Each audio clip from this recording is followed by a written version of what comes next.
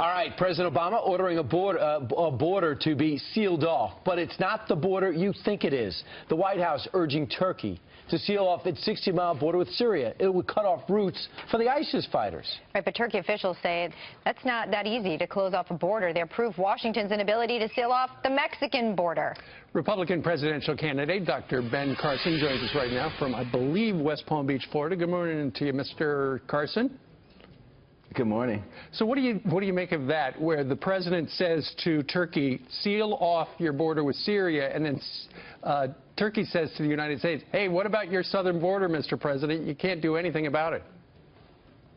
Well, there's an old saying, what's good for the goose is good for the gander. And yes, it would be good to seal off the border so that there wasn't such a flow of people into the ranks of ISIS. But by the same token, you know, you look at our border, it is completely porous. Terrorists can come here also. I've been down there. I mean, I was astonished by how little protection there is and all the drugs that are coming through. So for us to sit there and proclaim sanctimoniously that you should close your border while we haven't done that to protect the American people seems to me the height of hypocrisy. Dr. Carson, how do you view the whole conflict with Turkey and Russia? Do you think we should be playing more of a role to make sure this thing is ratcheted down, or should we just be blatantly taking our NATO allies' side? Well, we ought to be thinking about what's going on there. You know, my trip down there recently really was quite enlightening, and what's actually going on and what people actually feel is so different than the actuality. And you know, I think that yes, we need to understand that this is a cauldron that's going to erupt and cause irreparable damage, not only in that area but throughout the world. We have a responsibility as the pinnacle nation in the world. When you see something that is about to create havoc, to do something about it and not just to sit there and leave the responsibility for somebody else. Dr. Carson, let me ask you about this. The White House also saying it will now tighten visa waiver programs after the Paris attacks. Some saying that's not enough. Where do you stand? Well, you know, when that visa waiver program was put in place 30 years ago, we were in a different world. We didn't have a lot of people who might be radicalized who were coming from the various nations where we extended the waiver program. That has changed, and therefore we have to change with it. That's one of our problems. We sometimes don't understand the need to change. You know, when Social Security was put in place, average age of death was 63. Now we're approaching 80. You obviously have to adjust. When our Constitution was written, you know, they didn't put in anything about term limits because it was such an onerous job. No one was going to go back and do it again. It was a sacrifice. Sure. That's not the case anymore. We need to talk about it.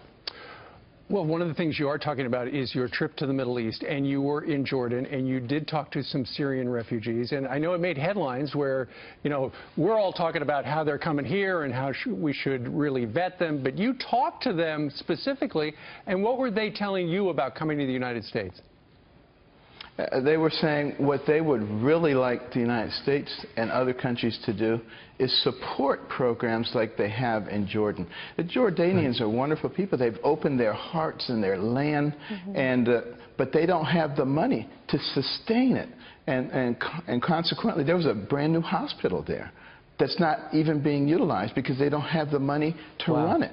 So they would like to stay there in their homeland rather than come here to our land. Well, yes, they want to go back to Syria. That's their goal, to be repatriated. And also, look at what happens. We bring in 25,000 people here. Look at the cost of that, and it does nothing. We're talking about millions of people. It makes somebody feel good. Yeah, we did our part. Come on, we got to do things that work, not things that make people feel good. So you are confirmed that in maintaining your position that in opposition of accepting Syrian refugees at this time, Doctor? Yeah, I want to do things that are humanitarian. You know, conservatives can be very humanitarian, but they can be logical, too. Widows and orphans, how many did you see in proportion to how many men of fighting age, would you say?